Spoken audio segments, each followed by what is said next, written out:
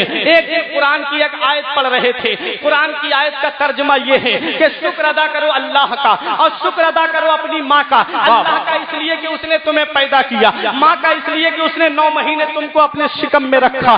بایزید بستامی کہتے ہیں 2 حق ہوتے ہیں, ایک ہے حقوق اللہ, ایک ہے حقوق العباد, ایک اللہ کے حق اور دوسرے بندے کے حق. اللہ اپنے حق معاف فرما دے یہ اس کی رحمت سے امید ہے, لیکن بندے کا حق اللہ معاف نہیں فرمائے گا. اگر کسی کی آپ نے غیبت کی ہے, اگر کسی کی زمین پہ ناجائز قبضہ کیا ہے, اگر کسی کے پیسے کو آپ نے مارا ہے, اگر کسی کی زمین کو آپ نے ہڑپا ہے, اگر کسی کے مکان پر ناجائز قبضہ کیا ہے, یہ حقوق العباد ہے, یہ بندے کا حق ہے. اللہ معاف نہیں کرے گا جب تک وہ بندہ معاف نہیں کرے گا. اس لیے یاد رکھو مسلمانوں, چوراہوں پہ بیٹھ کر کے کسی کی غیبت مت کرو, دکانوں پہ بیٹھ کر کے کسی کی غیبت مت کرو, چوراہوں پہ بیٹھ کر کے کسی کی چگلی مت کھاؤ, کیونکہ یہ وہ گناہ ہیں جو فرشتے کاندھے پہ بیٹھے لکھ لیتے ہیں. جب تک جس کی غیبت کی ہے وہ بندہ معاف نہیں کرے گا, اللہ بھی معاف نہیں کرے گا. ایک چائے کی چسکی لگا لی, برائیوں میں مشغول ہو گئے. ایک چائے کی چسکی لگا لی, فلاں مسجد کا امام ایسا ہے, فلاں مسجد کا امام ایسا ہے, فلاں مسجد کا امام ایسے کام کرتا ہے. کیا ملتا ہے مسلمانوں؟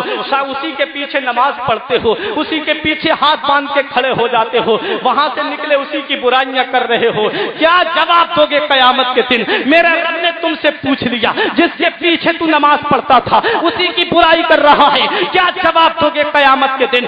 نبی نے فرمایا میرے صحابہ غریب کون ہے؟ بتاؤ غریب کسے کہتے ہیں؟ صحابہ نے عرض کیا آقا جس کے پاس گھر نہیں ہے وہ غریب ہے, جس کے پاس دولت نہیں ہے وہ غریب ہے, جس کے پاس مکان نہیں ہے وہ غریب ہے. نبی فرماتے ہیں غریب یہ نہیں ہے بلکہ غریب وہ ہے کہ قیامت کے دن آئے گا, نمازیں بھی اس کے پاس میں ہوں گی, حج بھی اس کے پاس میں ہوں گے, روزوں کا ثواب بھی اس کے پاس ہوگا, زکات کا ثواب بھی اس کے پاس ہوگا, خیرات کا ثواب بھی اس کے پاس ہوگا, لیکن قیامت کے دن اس حال میں آئے گا اس کے ساتھ میں یہ بھی ملا ہوا ہوگا اس نے کسی کا حق مارا ہے, اس نے کسی کی زمین پہ قبضہ کیا ہے, اس نے کسی کے مکان پہ قبضہ کیا ہے, اس نے کسی کے پیسوں کو مارا ہے. پروردگار عالم قیامت کے دن اس بندے کو بلائے گا جس کا اس نے حق مارا تھا, اسے بھی کھڑا کرے گا, کیونکہ وہ عدالت وہ ہے وہاں جھوٹ بھی نہیں چل سکتا, وہاں تو وکیل بھی جھوٹ نہیں بول سکتے. یاد رکھو مسلمانوں, وہ دن تو وہ ہے. اللہ سورہ یاسین شریف میں فرماتا ہے